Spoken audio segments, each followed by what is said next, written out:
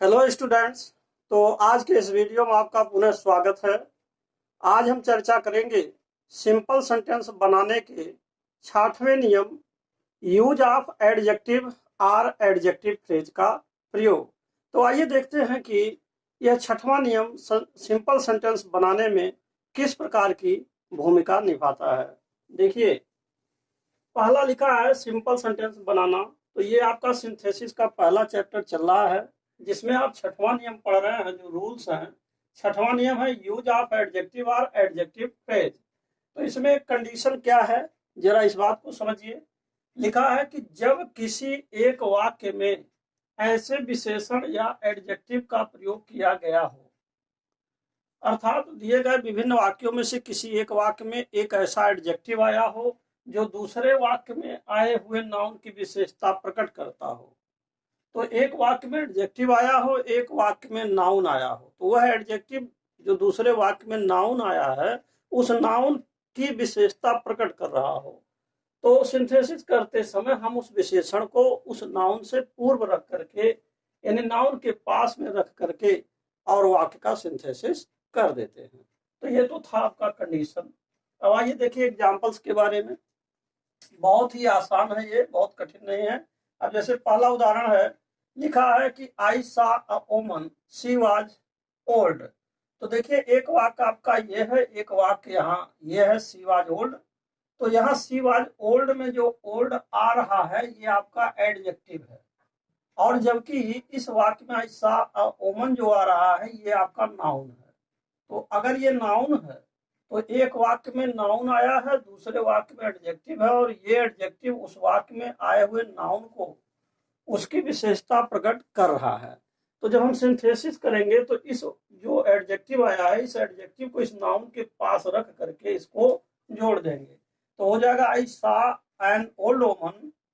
आई सा an old woman हो जाएगा, यानी कि वुमन से पहले यहाँ ए का प्रयोग किया गया, लेकिन जब आप ओल्ड भी लगा दे रहे हैं तो ओल्ड के हिसाब से आयन हो जाएगा, एक आयन हो जाएगा।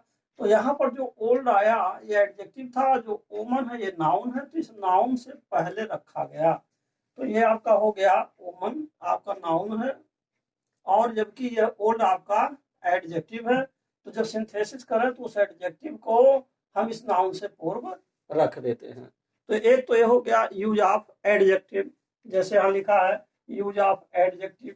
अब आता है आर अथवा एडजेक्टिव फ्रेज। अब एडजेक्टिव फ्रेज क्या होते हैं? कम से कम दो या दो से अधिक शब्दों का समूह फ्रेज कहलाता है।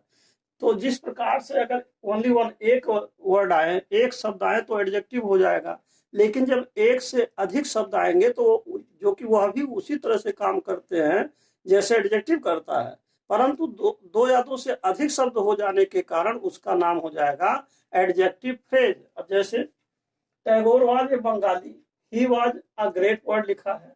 तो Tagore was a Bengali, he was a great poet. तो जब जोड़ा गया इसको, टैगोर ही बंगाली थे, वह भी एक महान कवि थे, तो Tagore was a great Bengali poet. तो इसका जो मुख्य नाउन हुआ आपका, ये मुख्य नाउन है, यानी कि पोएट जो मुख्य नाउन है। और इसके बाद अ ग्रेट जो आ रहा है ये तो एडजेक्टिव है ही है, इसमें जो आया है। इसके साथ साथ बंगाली भी एडजेक्टिव है, यह भी एडजेक्टिव है। तो जब दो एडजेक्टिव एक साथ मिल जा रहे हैं, दो या दो से अधिक एडजेक्टिव, तो अब वो एडजेक्टिव फ्रेज कहलाएंगे। तो यहाँ से देखिए, यहाँ लिखा Tagore was a great Bengali poet. तो इतना जो लिखा गया अ ग्रेट बंगाली, अब चूंकि इसमें तीन शब्दों का समूह आ गया तो ये और यह भी वही काम कर रहा है जो एडजेक्टिव काम करता है। तो एडजेक्टिव की तरह यह भी काम कर रहा है, लेकिन यहाँ पर एडजेक्टिव फ्रेज हो जाएगा, बस यही इतना, इसका नाम बदल जाएगा। क्योंकि यहाँ पर ग्रेट और बंगाली दो दो शब्द जुड़ करके, कम से कम दो या दो से अधिक शब्द अगर जुड़ते हैं तो ये जो है आपका फ्रेज हो जाता है। तो इसमें अ ग्रेट बंगाली देखा जाए तो तीन वर्ड एक तरह से है, तो ये आपका एडजेक्टिव फ्रेज हो जाएगा। तो कहने का मतलब यह फिर वही बात आती है कि जब किसी एक वाक्य में एक ऐसे विशेषण का प्रयोग किया गया जो दूसरे वाक्य में आए हुए किसी नाउन की विशेषता प्रकट करता है, तो सिंथेसिस करते समय हम उस विशेषण को अथवा विशेषण शब्द समूहों को हम उस नाउन के पास रख देते हैं। तो एक होता है एडजेक्टिव, एक होता है एडजेक्टिव फ्रेज। उदाहरण नंबर 3 देखिए, ये आपका उदाहरण नंबर 2 हो गया। एक में था आपका केवल ओनली, आप कह सकते हैं इसमें केवल एडजेक्टिव का प्रयोग किया गया। और जब आप उदाहरण नंबर 2 देख रहे हैं तो इस उदाहरण नंबर 2 में एडजेक्टिव फ्रेज का प्रयोग हो रहा है, एडजेक्टिव फ्रेज। और जब आप उदाहरण नंबर 3 में आ रहे हैं तो tiger was hungry, he killed a bullock, the bullock was happy.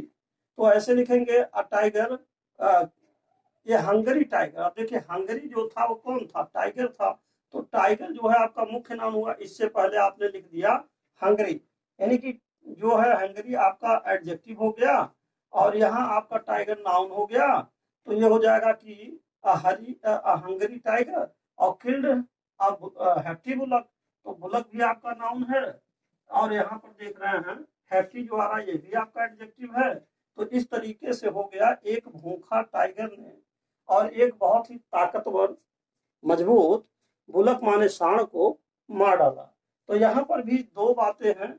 यहाँ पर भी एक तरह से देखिए सब्जेक्ट में, यानी कि जब इस वाक्य का अगर देखा जाए तो यहाँ देख रहे हैं ये हंगरी टाइगर पूरा अगर ले लीजिए तो ये सब्जेक्ट है और यहाँ किल्ड आपका एक वर्ब है और ये आपका ऑब्जेक्ट है। तो ऐसी स्थिति में आप देख रहे हैं कि टाइगर जो सब्जेक्ट है, सब्जेक्ट में भी किसी नाउन से पहले एडजेक्टिव आया है और जो ऑब्जेक्ट है इसमें भी किसी नाउन से पहले एडजेक्टिव आया है। तो इसमें भी एक तरह से अगर देखा जाए तो यह भी एडजेक्टिव का प्रयोग इसमें हुआ। और एक पॉइंट यहाँ पर देखिए नोट लिखा हुआ, जैसे वाक्य में एडजेक्टिव फ्रेज भी एक एडजेक्टिव की ही भांति प्रयोग होता है। तो बात तो वही हुआ, जिस तरीके से एडजेक्टिव का प्रयोग इसमें वुमन से पहले हुआ है, इसी प्रकार एडजेक्टिव फ्रेज का भी प्रयोग होता है। तो इसमें चाहे एडजेक्टिव हो चाहे एडजेक्टिव फ्रेज हो, किसी न किसी नाउन से पूर्व आकर के या उसके पास में आकर के और वाक्य का सिंथेसिस कर दिया जाता है।